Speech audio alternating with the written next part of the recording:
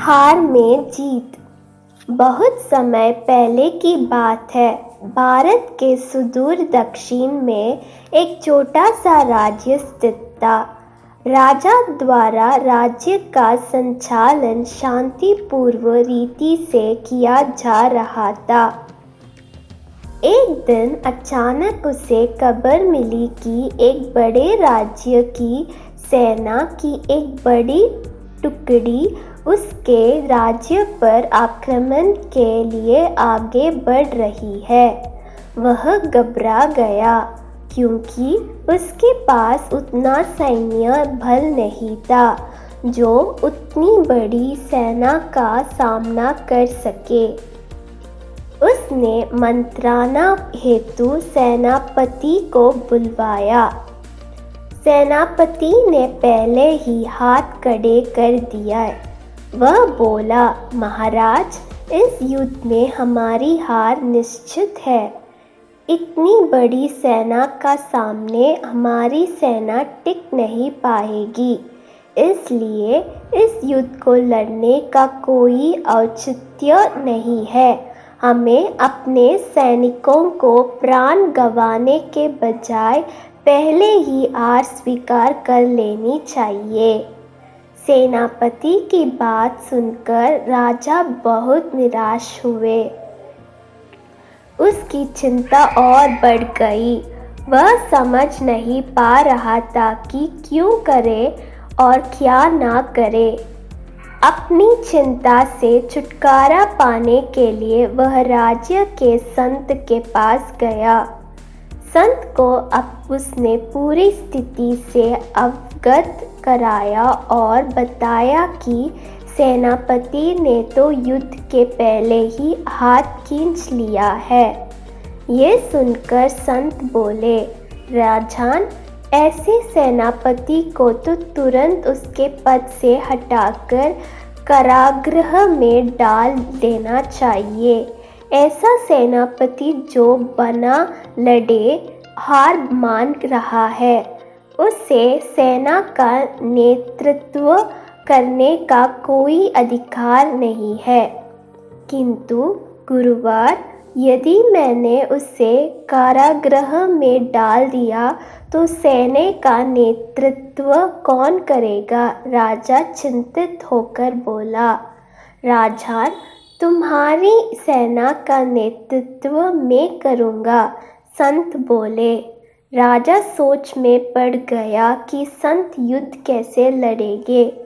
उन्होंने तो कभी कोई युद्ध नहीं किया है, किंतु कोई विकल्प ना देखा उसने संत के बात मान ली और उन्हें अपनी सेना का सेनापति बना दिया।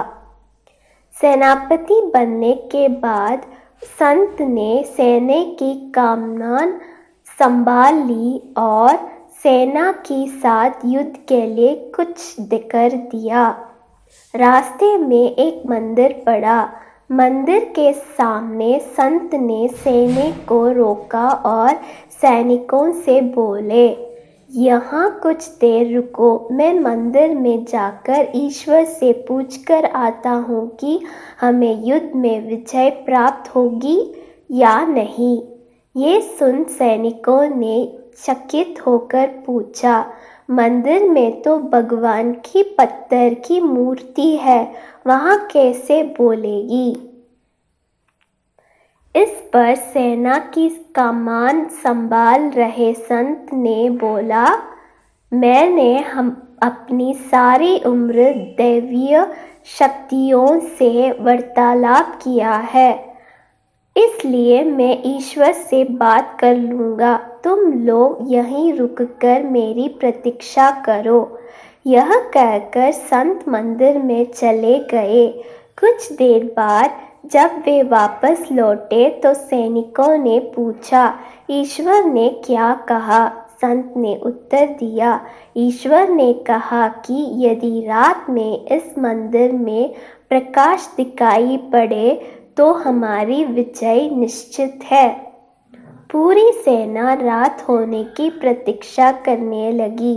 रात हुई तो मंदिर में उन्हें प्रकाश दिखाई पड़ा। ये देख सेना खुशी से झूम उठी। उन्हें विश्वास हो गई कि अब वे युद्ध जीत लेंगे। उनका मनोबल बढ़ गया और वे जीत के मसूबे से युद्ध के मैदान में पहुंचे। युद्ध 21 दिन चला। सैनिक जी जान से लड़े। फलस्वरूप उनकी विजय हुई। विजय सेना के वापस आते समय फिर वही मंदिर पड़ा।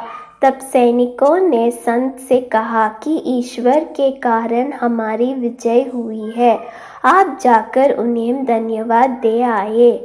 संत ने उत्तर दिया, इसकी कोई आवश्यकता नहीं है। यह सुन सैनिक कहने लगे, आप कितने कृतज्ञ हैं। जिस ईश्वर ने मंदिर में रोशनी कर हमें जिता लाया, आप उनका धन्यवाद भी नहीं कर रहे। तब संत ने उन्हें बताया, उस रात मंदिर से आने वाली रोशनी एक दिए की थी और वह दिया मैं वहां जलाकर आया था। दिन में तो वह रोशनी दिखाई नहीं पड़ी, किंतु रात होते ही दिखाई देने लगी। दिए की रोशनी दिखाकर तुम सबने मेरी बात पर विश्वास कर लिया कि युद्ध में विजय हमारी होगी।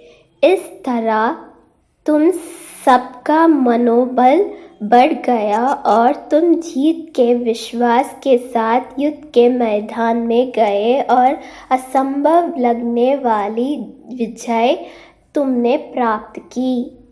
सीख, युद्ध खुद पर विश्वास रखें और परिश्रम करते रहे, विश्वास की विजय होगी।